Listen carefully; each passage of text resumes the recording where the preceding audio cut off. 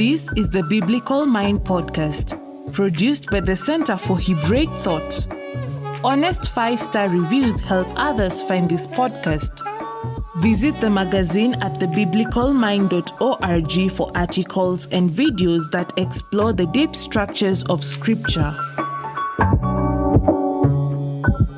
Yeah, so I think just talking with people, like I've talked to people a little bit at my church about conspiracy theories, and actually before the book even came out, and some were kind of the question was, well, what are you going to be for or against them? Sort of this stark contrast. And I think, at least some of the chapters and in our own treatment, we're trying to be more neutral about the truth because there have been conspiracies, right, in the past that we know, and then there are theories now. The title of book QAnon, that's a prevalent one. And I think, it looks like large numbers of Christians, and in particular evangelical Christians, believe at least some of the claims. And so I think that's interesting. I think there's overlap in religious language, in QAnon. And so when you start talking about spiritual warfare and a battle of good and evil, those things resonate with Christians because those are elements of our view of reality. But I think the hardest thing to do, and it's like a lot of our political conversation, is just to start talking about publicly available evidence, right? And it feels like we all are like this to a degree because we're human, but there's this resistance to evidence against our view. And so sometimes it can feel like you don't have enough common ground to even have a fruitful discussion. So part of what we want to do in the book and with the contributors is maybe help people do that, right? To actually engage people who are thinking about conspiracy theories or who are kind of into some of them. So that's big picture stuff, I think.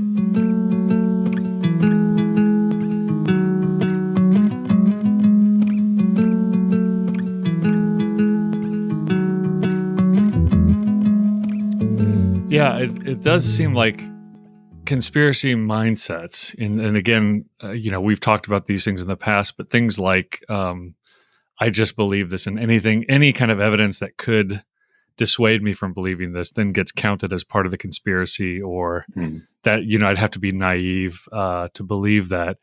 When you talk about conspiracies, you're really talking about how do we know things and how do we know them confidently, right? Right.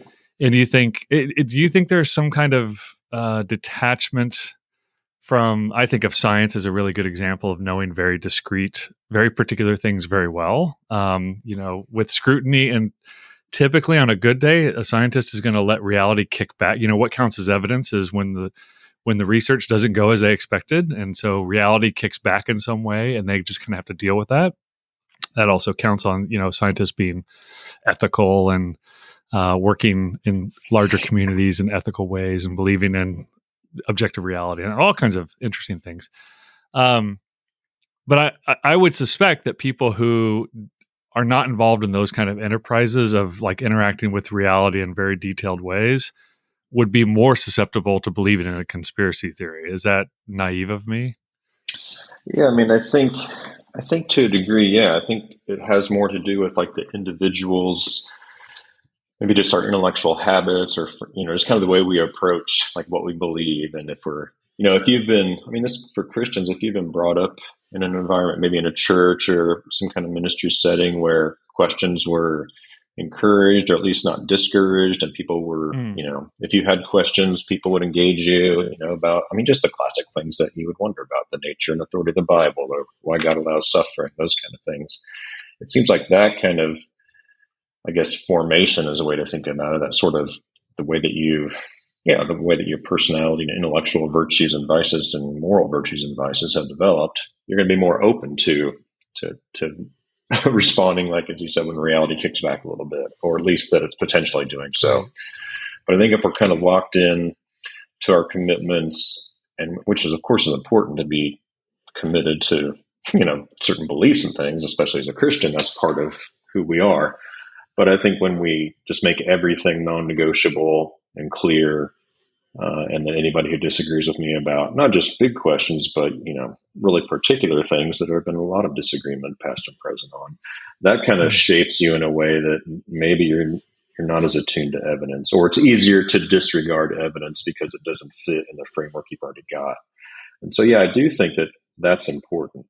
And as we have those kind of habits, so you could be a scientist, or you could be a friend of mine who's an electrician who reads a lot of, sort of Christian thought. I mean, that's more of your kind of how you've been shaped and how you approach things. Mm-hmm. That's going to, of course, shape how you deal with these things. And I think the emotional thing too is a part of it. And maybe we'll talk about this some, but people seeking to have emotional needs met, whether it's politics or conspiracy theories, right? I think it feeds kind of the worst parts of our nature. Like, I'm in the know, I'm not deceived like everybody else. There's something special about me because I can see past and see what's really going on. I'm not fooled like a lot of other people. That can kind of feed our pride and be one reason too that some get involved.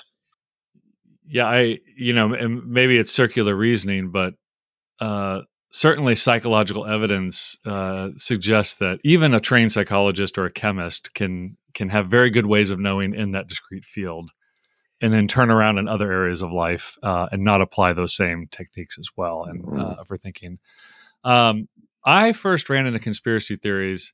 So I think I'm now discovering probably a lot of people who wrote essays in this book all had like a running document of a book proposal for writing on a conspiracy. Because I did too. I had a 3-page book proposal on writing about conspiracies. And eventually I just said, it's not worth it. It's too much of an uphill battle. Anything you say, you're only talking to the masses.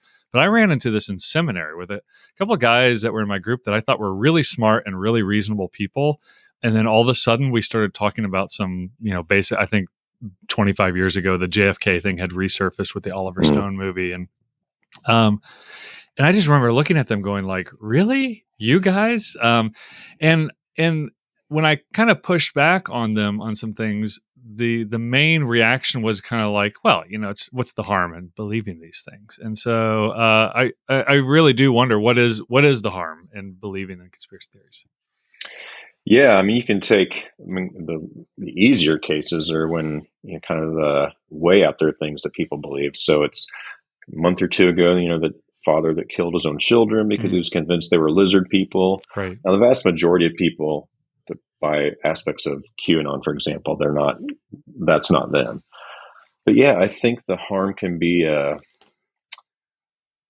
look, I mean, just like, I talked about is our upbringing and kind of how we're formed and shaped over the years influences how we view conspiracy theories, positively or negatively. It can go the other way. So if I start developing maybe bad habits of like believing things that don't have good evidence, and I mean evidence really broadly, not just what the scientist does, but all, any kind of source of belief and evidence that supports it.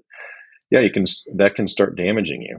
I mean, I've talked with more than one person who family member or friend is into some of this stuff, and it really does damage to the relationships, right? So churches, right? I think in church, this is one thing. One of the reasons that my co-editor Greg Bach and I actually decided to do the book is a concern for the witness of the church in society, right? So if, let's say, I'm way into some conspiracy theory, and my neighbor's skeptical, let's say rightly so, like the conspiracy theory is just false. One day I'm telling him about, the truth about JFK that nobody knows, or QAnon, and the next day I'm telling him that Jesus rose from the dead. I want my neighbors or people I'm around to see me as a reliable, trustworthy sort of witness to the truth generally.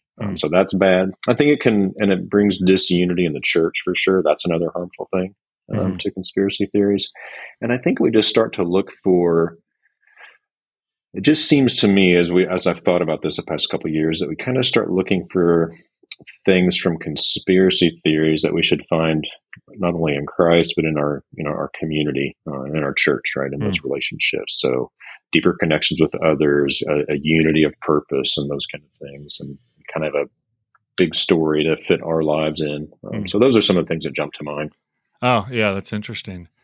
QAnon, I want to go back to that real quick because it's in the title of the book, QAnon, the Cross. Is that what QAnon? QAnon, Chaos and the Cross. That's right. QAnon, Chaos and the Cross. It's a collection of essays from various scholars on conspiracy thinking.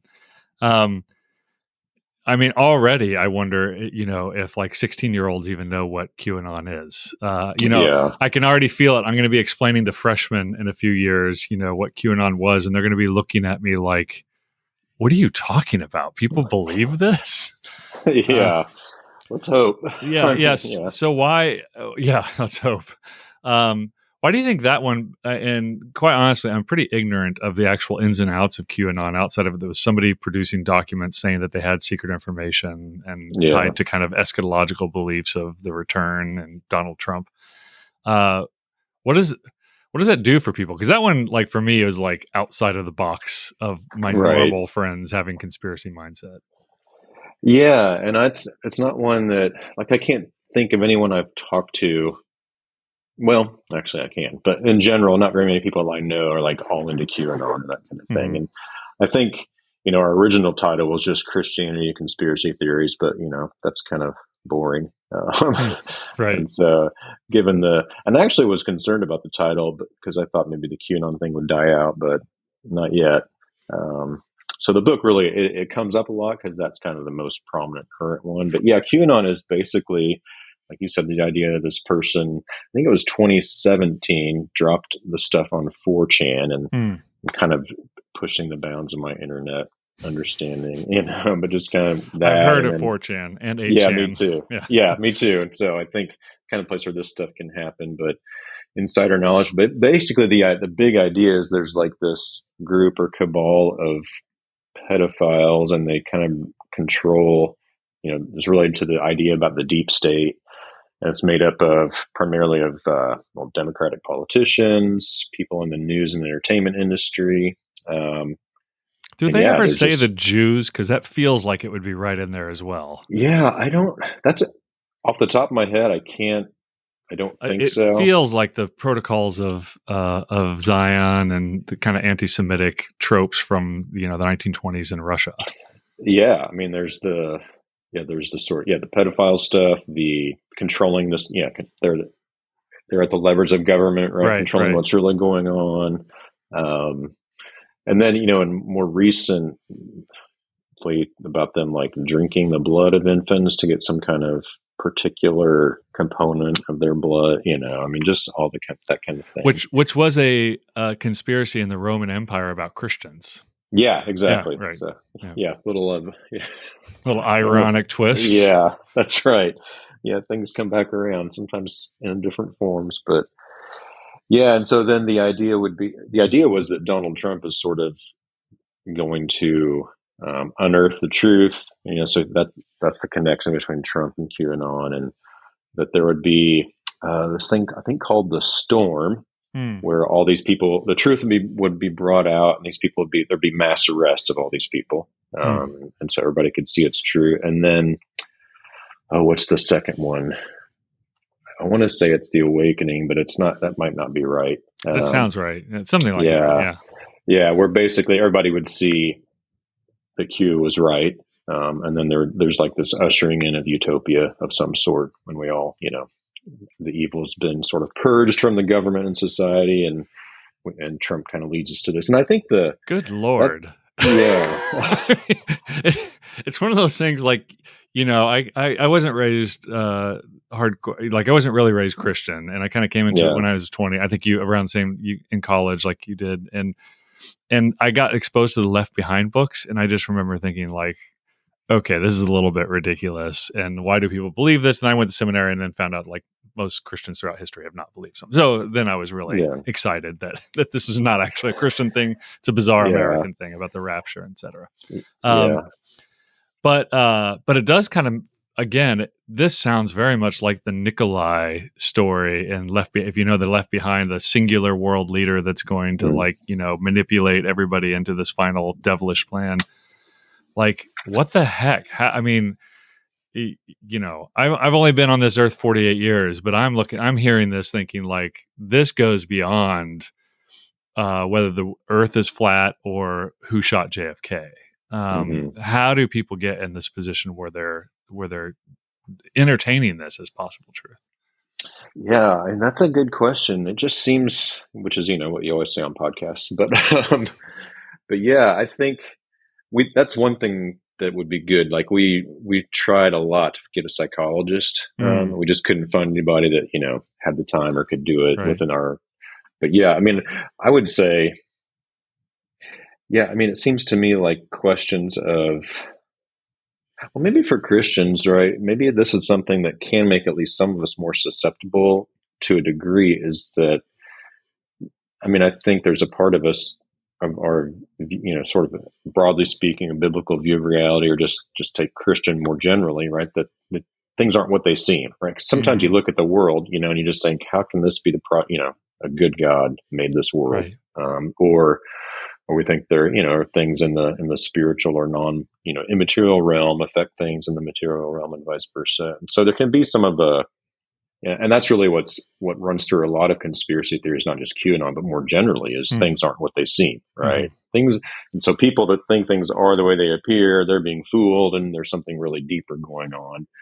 But then I think too, yeah, I guess I'm from within that Christian framework. I just think there's this deeper need, to be a part of something greater than yourself. And I just wonder if we're kind of like looking for other wells to drink from, so to speak, instead of the right one, right? And I think that's a big part of it too. Yeah, it's not living water, that's for sure. Yeah. I also worry too, and maybe it's, when I worked as a pastor, you kind of get to see the backside of mental health issues in the church, kind of what's really going on in some people's lives. And I feel like, if our goal as a community is to do things that help people to flourish and maybe don't harm the lowest common denominator, people at their most vulnerable, I really do think about the people with mental health issues who are at a vulnerable moment, and then they see mentally healthy people buying into some of these conspiracy theories, and that seems to draw a line for them that oh, we're crossing that line. Okay, great, and for me, it feels like it doesn't care about the people who are are vulnerable with their mental health. They're going to be crazy no matter what. I don't know what the thinking is there, or maybe they don't think about it. Yeah, that's a good thought. I hadn't thought about that before, because you can think, I mean, with certain sort of mental health issues, you can be more susceptible to conspiratorial thinking, obviously. Right. And so then it's, like you're saying, it's like, well, this isn't a problem. This is actually what's going on. So I care for the community in that way. That kind of, the typical bipolar, or schizophrenic starting to express itself. So they self-medicate with weed, which then causes conspiratorial mindset to go kind of off the rails. And then the next thing you know, they're picking up these things in their own, this is, I think, what's dangerous, in their own Christian communities. They can be picking up these things. And that's what they're, going to do, to act on in some way against themselves or against other people. It just seems like a very haphazard way to socially navigate, especially when conspiracy thinking is all fundamentally developed within a community or within communities. And they're all trusting different people. So on the trust issue, how do you have a technique for walking people off the ledge? Because it really is you've got your, you haven't done your research, or you've got your sources, or I realized to say, well, the National Institutes of Health say, and they're like, well, a government agency, you're you've lost right off the bat. Yeah. So what are some ways of, and again, it's not like they're us who are the noble, epistemic heroes that know everything truly and correctly, that are trying to save these fools, but trying to just engage brothers and sisters in a real conversation about what the real world is like, right? Yeah, and I think what you just said is the key starting point, and I've shared this on a few places now, but so for me, definitely tend to be much more skeptical of claims about conspiracies. And I can think we'll get to maybe, because I just think publicly available evidence is the key, right? That's what you should focus on. But but then for me, it's like, I'm not I can't, I'm a philosophy professor, so of course I've got opinions about everything, right. but learning, I've been working and writing about humility a lot the past 15 years in different ways. And so actually trying to put that into practice in my life, and this is a good example where we all could, right? Because if we're more, it's just easy to think, well, that they're quote crazy, or, that when I don't want to talk to that guy, he's into this weird conspiracy theory stuff. But it's our, brothers and sisters in Christ, especially, we need to engage them. And I'm thinking more in your church. I'm not going to worried about arguing with somebody that I don't know on Twitter about QAnon, but my friend or, fellow church member. Yeah. Pray for the person on Twitter. Yeah, that's right. And then move on. Yeah, pray and don't argue. Yeah. Yeah.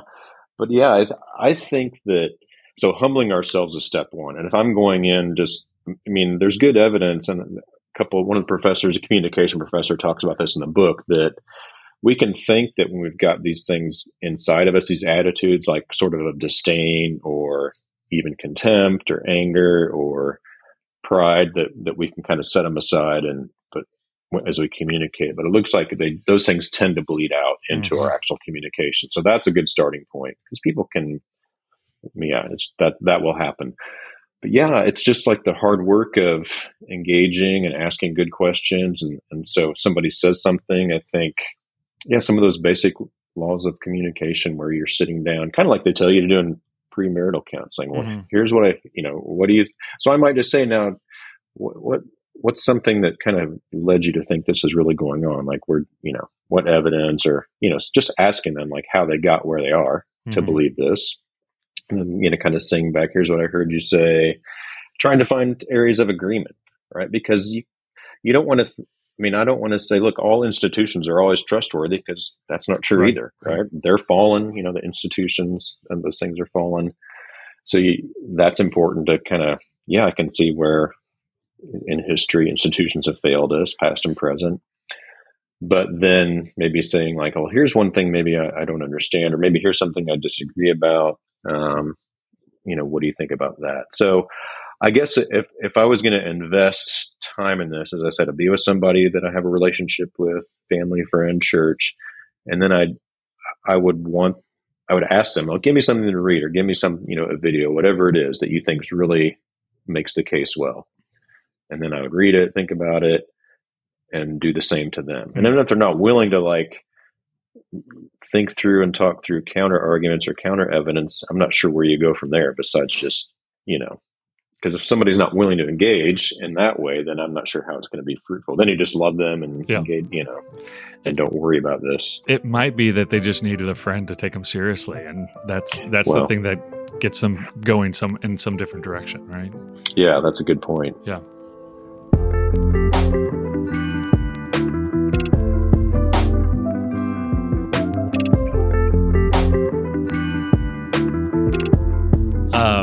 I think even, okay, so I'm thinking within the church context, because that's the one I care about most here, but if you have a church that you have a subset that has habituated themselves in the conspiracy, entertaining conspiracies. I think you have something like this in the garden, right? That the serpent, without saying so much, is basically saying, hey, God actually is trying to hold you back from, these things.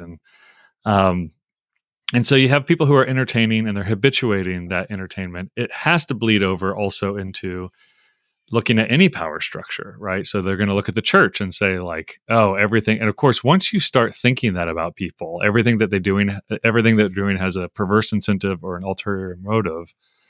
It's really hard to convince somebody otherwise. In fact, it might be actually impossible to convince somebody otherwise. So if you were pastoring a church, what would your leadership look like that would kind of buffer against conspiracy, conspiracies floating around about you and, the elders, deacons, or board, or whatever you have? Yeah. I think you want to sort of model and encourage just good, what we would call epistemic practices, or just good sort of ways of approaching issues, belief, knowledge, truth, right? So you're modeling openness to questions, to counter evidence, right? So, even within, like, say, your denominational distinctives, so whether, whatever those might be, you don't just say, this goes along, just to pick an issue that keeps flaring up online and in real life, stuff about gender, right? Gender roles in the church comes up. And so some people are just like, you either believe what we do about this, or you don't think the Bible is reliable, right? Right. Where there's this other, and both sides are saying that. Yeah, exactly. Yeah. So no, no one's immune to this, Yeah. whether it's politics or theology, but instead saying, well, this is what we believe. Here's why. These people take the Bible just as seriously as us. We think they're mistaken, but Right. so I think that can help. Transparency. I mean, if it's concerns about the leadership, then as much transparency as possible in terms of who's making decisions and why. Different church organizations and structures will be different. I'm actually a member of a PCA church right now, church plant, so that's a little more there's a hierarchy and sort of a it's not a congregationalist, I guess, right? Yeah. So it kind of can go up the chain to deal with issues, but that strikes me as important. And churches aren't always good at that, especially, you think about the stuff that's happened even in the last 10 years in terms of abuse and abuse of power and sexual abuse and exploitation. It's because of lack of transparency, lack of accountability, trying to cover up for people because you think it's in the interest of the gospel or the church or the kingdom, and it's just not. So yeah, it's amazing how people will often cover thinking, oh, well, this will hurt people who might have feeble faith. They put their trust in this pastor or whatever, and if people find out, and I think I'm like, well, how do you think they're going to feel when they eventually do find out you were covering that whole time? Like, there's a probably more substantial problem there over the hill. For sure. Yeah, and I do know the PCA only because I know that denomination pretty well. They don't even require an annual meeting where you disclose transparently, the decisions, and it's not even their book of church order. I think that would be my first sign: is this if somebody's not being transparent, you're not seeing, if the church doesn't see the budget, they're not hearing why they made certain decisions. Not that the church has to hear those things, but I don't think you can afford to build trust without hearing those things now as a church. And so how do we, you think about the good habits. If you had somebody sit in front, a young man, young woman, you're a college professor like me, you probably get people in your office and they just say, look, I want to build the right habits. We call them epistemic habits, which means habits of how we know things well. Where do I start? What are the 3 things I should be doing now to make sure I'm not getting in a bad mental space? Yeah. I would probably start out with actually looking at, for me, intellectual humility is a big one. I think that's a big problem across the spectrum, not just with conspiracy theory, but just everything these days, right? Yeah. We don't want to admit our own fallibility, our own limits. We don't want to admit when we're wrong.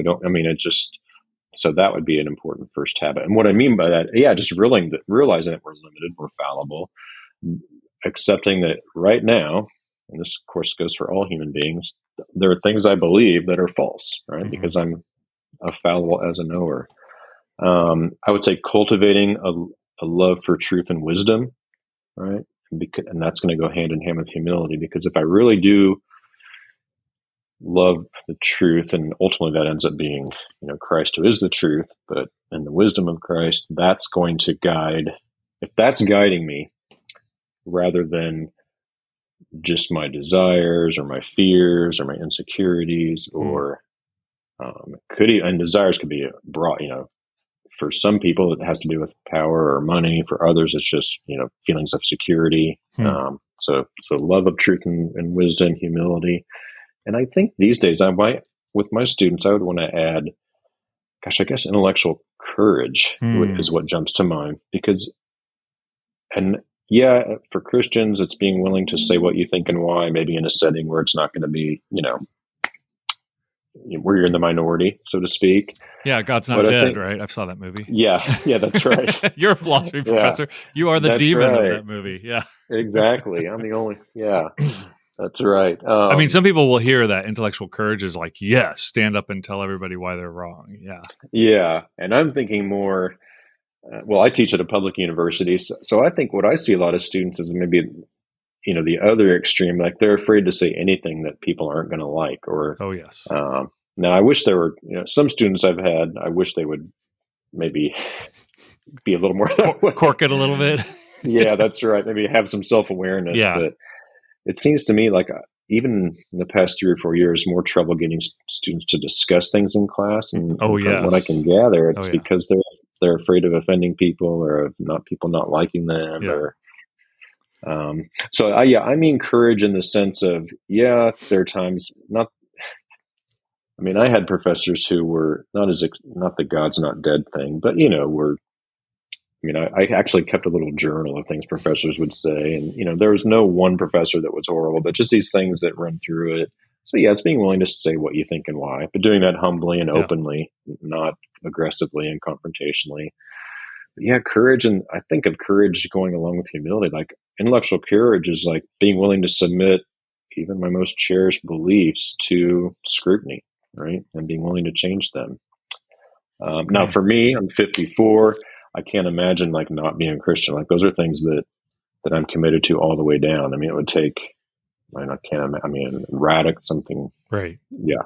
Big thing for me to change that. I can't imagine doing that. I mean, I'm in for life, but beyond some of those core, maybe what Lewis would call mere Christianity, whatever that is, the more fringe theological beliefs, my political beliefs about a lot of other things, just got to be more willing and open to change. Mm-hmm.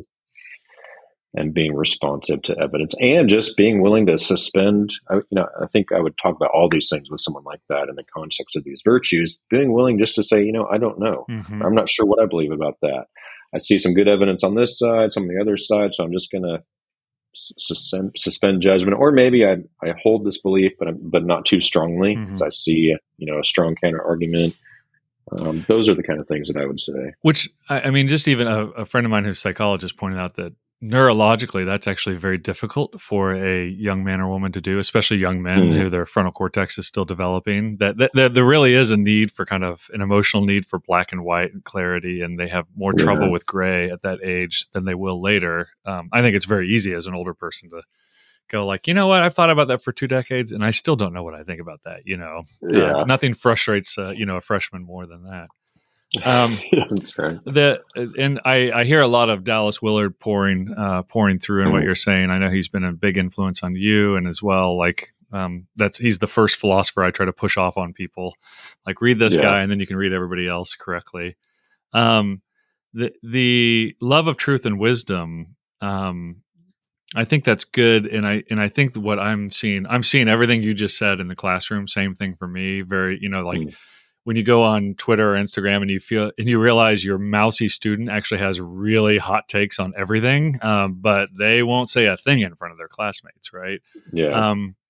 So I do wonder if there's a love of truth and wisdom lacking also about themselves.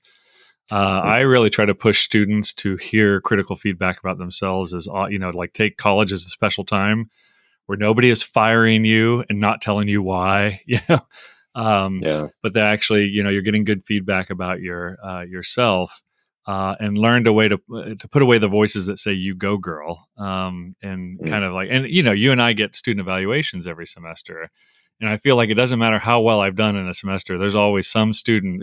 I teach Bible, so obviously gets a little spicier with some students, but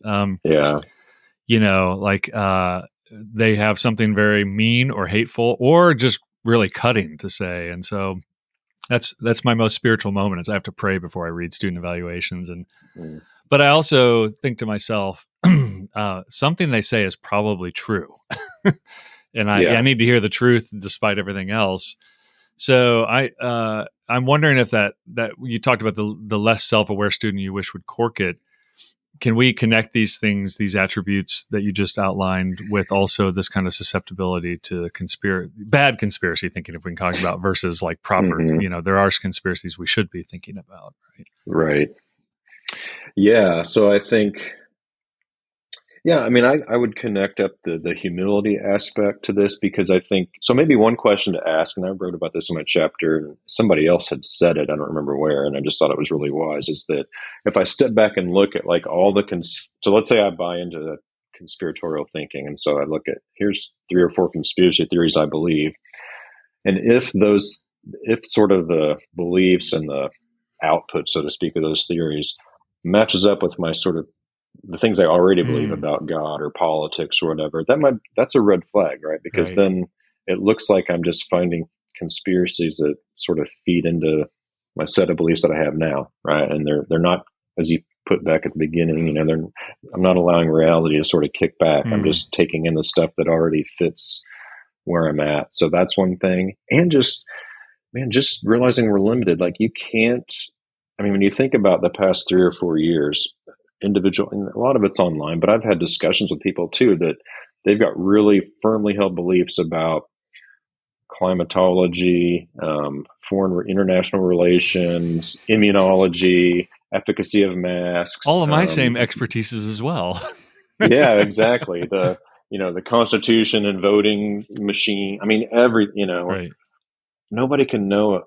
You can have. I mean, I've got opinions about that stuff, but I try to hold it loosely because I don't spend a lot of time with it. But here and there, I have as I've engaged people. But man, you can't know. You just don't know about all that stuff. Right. There's just no way. No matter how much of quote unquote our own research we do, it's just beyond the pale. So, or beyond our abilities to know. So I think that's important.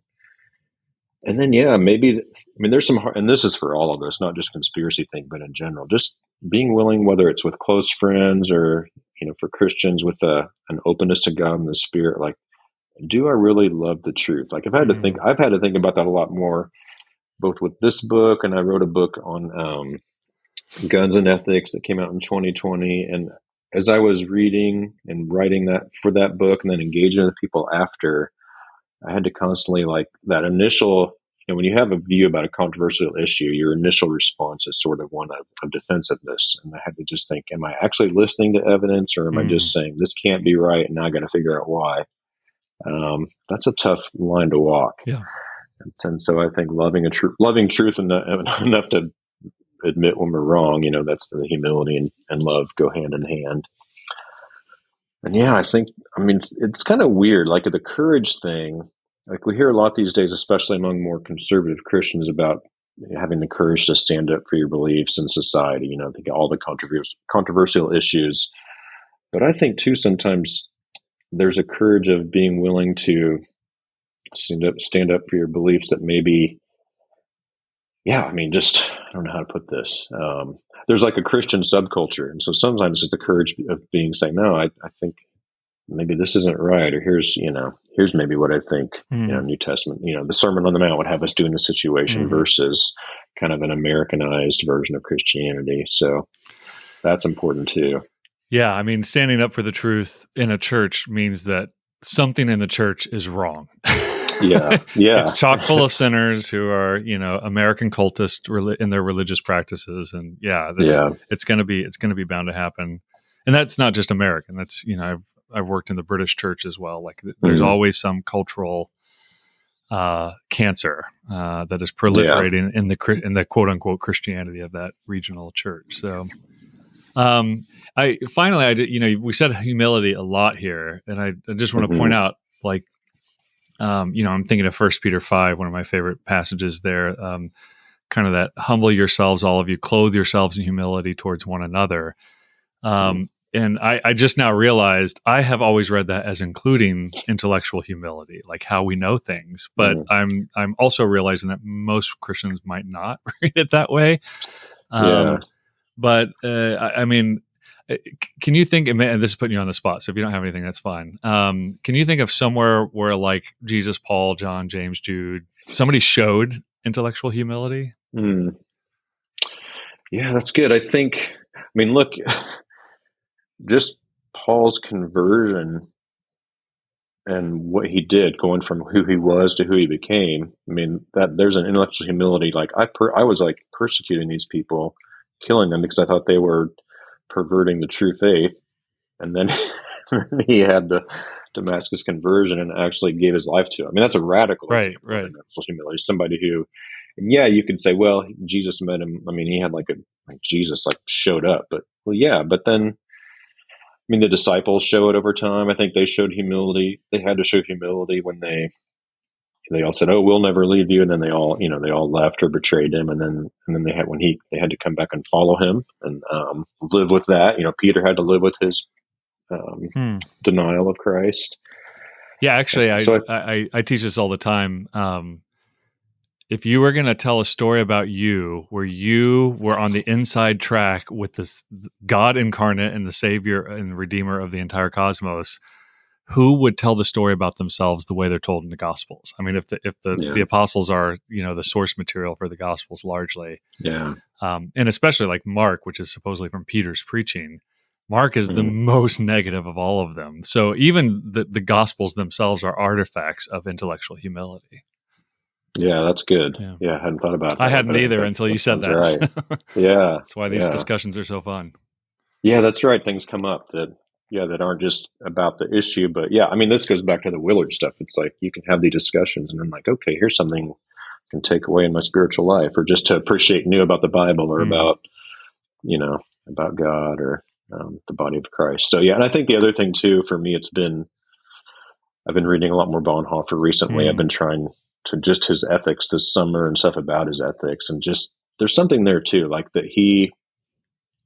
that same kind of, it took humility and courage for him to do what he did with the confessing church, and to risk his own life to go. I mean, he could have just stayed in the United States and he went back. And so I think in our own setting, it's being willing to, even if it's within the church, right, to say, no, I think this is wrong and here's why. But we've got to learn to do that in ways where we can still foster love and community and unity as much as is possible. I mean, because I've had the experience. I'm politically independent, so I voted across, I voted for Democrats, Republicans. I think one time I voted for I don't even remember, some random third party person in the 90s, but I've had conversations with people where when I said something like, I think I ended up voting for a Democrat for governor. This is 2016 in Kentucky, and they looked at me like I just denied Christ. Right. I'm like, we can have these disagreements, right? And so anyway, I think the stuff that we've talked about has obvious implications for how we deal with politics right now as Christians, and then just more broadly as communities trying to learn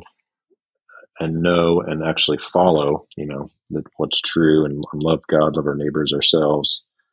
It's got implications all through that. Yeah. We didn't talk about the media issue, but I do think, because I work with journalism professors, and I've been working in New York City for the last 12 years, and I've done some light media work, and what I've realized also is that there is a difference between people who follow the rules of journalism. Like, I mean, when they publish something in the New York Times, it has been vetted by many people and lawyers, and they're not just cranking out nonsense over there. Whether you agree with their perspective or the way they reported it is a different question. But I do think we have to find, I often find that people who come in hot and heavy on conspiracies are usually getting to the conspiracy through streams of YouTube or TikTok or something else.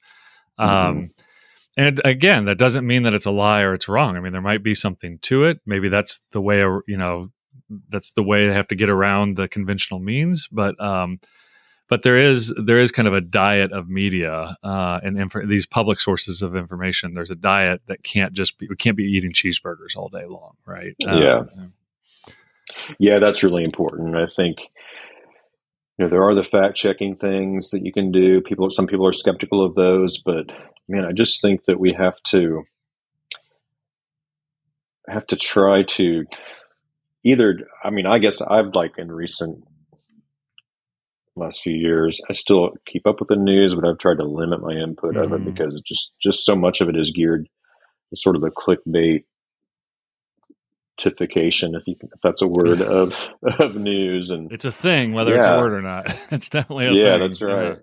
So I think I try to read more local stuff, right? Maybe we get the local newspaper, and but I think too, look, of course no source is infallible, but of news, but if there's more vetting and some having a little broader diet can help too. I used to, in a critical thinking class with my students, I still remember this video. It was of the same event, and I had this is back when Bill O'Reilly was still on Fox. Him describe it, right. And then I can't remember who the other side. It was maybe someone on MSNBC, right. But just radically different descriptions of the same exact event, and then something's going on. Yeah. With that, and that doesn't necessarily mean the truth is in the middle either, right? I mean, there could. That's right. Well, Dr. Mike Austin, thank you very much for this book, QAnon, Chaos, and the Cross. And it's a collection of essays from various scholars of various sorts on conspiracies and how Christians should think about them. And thank you for your time today. Yeah, thank you. I enjoyed the discussion. You've been listening to the Biblical Mind podcast, exploring the deep structures of Christian scripture. For more, visit the magazine at thebiblicalmind.org. Subscribe to this podcast at all the usual places so you never miss an episode.